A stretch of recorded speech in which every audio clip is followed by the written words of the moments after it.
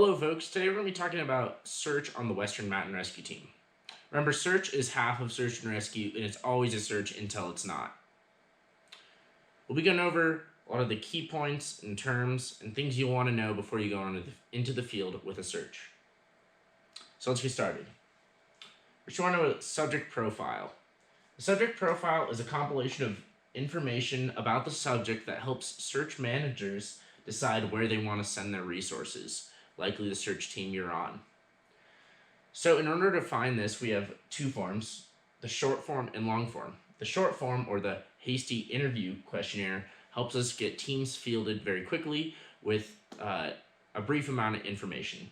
The long form, or the missing person questionnaire, is something the RP liaison will interview the representing party and find more information and will continually relay that to teams in the field.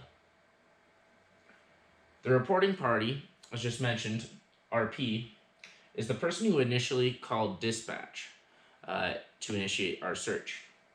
They're usually on the scene as it's likely one of their friends or family missing and want to help out. Now, it's important to make sure we're giving them their space. Understand it might be a tough time for them, so we're turning our radios down around them and making sure only senior members or the RP liaison is talking to them. Different resources we have for a search include ground search teams, helicopters, which help with transporting teams into the field, relaying radio communication, and more. Fixed wing aircraft work similarly as helicopters, but they also can help with infrared searches at night. Dog teams will help with if we have like a scented item and want to use that as a resource. Vehicles, snowmobiles, and ATVs can help transport rescuers into the field or help with confinement. Mutual aid would be calling another team or resource to help us if we don't have enough resources ourselves. The probability of area is the likelihood that a subject is in a given area. It's usually determined by a consensus method, and the probabilities of each search segment are averaged to determine the POA of each search segment. Some general terms and key points about search that are important to know are the point last seen, or the PLS. It's pretty self-explanatory. It's the last point the subject was seen. The search area, it's the given search area that we have, and remember that they might not be within that search area and they could be anywhere in the world. Cutting for sign is when we spiral out around a clue, looking for more clues or the subject. Verbal. Verbal is when we call the subject's name loudly as a group, and then are silent, and hopefully we will hear a response to our call. And a lot of the time we do not want to use whistles for verbal because the subject might be able to hear us, but if they don't have a whistle and can't blow back, we might not be able to hear their voice. And clue management, it's very important not to touch a clue when you find it. We want to make sure we're calling into ops to see what they want us to do with that clue. So they might want us to bag it without touching it, reverse baggy, and then move on. Probability of detection. Probability of detection is the likelihood a resource will find the subject in their given search segment. So that's usually given in a percentage form, and there are two types of POD. There's responsive POD and unresponsive POD.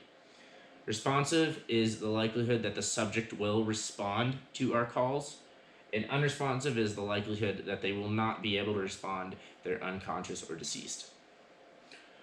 Operational periods. So each day might be a different operational period. So during the first one, we want to be searching the highest POA areas. And after that, if it's each day, each operational period, we'll be searching lower and lower POA areas. Confinement. Confinement is using the different parts of the land and man-made features to determine where the subject might be.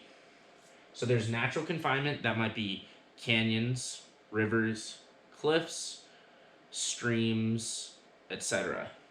Artificial confinement might be a well-established trail, road, or even a town. Last but not least, on search, it's very important to have this gear. In addition to the rescue gear you already have in your pack, make sure each team has a VHF and 800 radio, a hasty med pack, a GPS, flagging, Ziploc bags for bagging clues, and a notebook for writing down relevant information. So I want to go over a couple more search tactics after making this video. So first of two would be critical spacing. So critical spacing essentially involves two rescue members who place a bag or backpack, something kind of in the grass or a field, and then they'll walk away from it until they can both barely see it, and that's critically spaced. And then I also want to go over grid search, which involves searching in the parallel lines of a grid with critical spacing involved. So it is pretty much what grid searching sounds like. Today we have covered all the different important factors of search that will be helpful in the next time you go on a Western Mountain Rescue Team scenario or mission. Thank you very much. I hope this helped.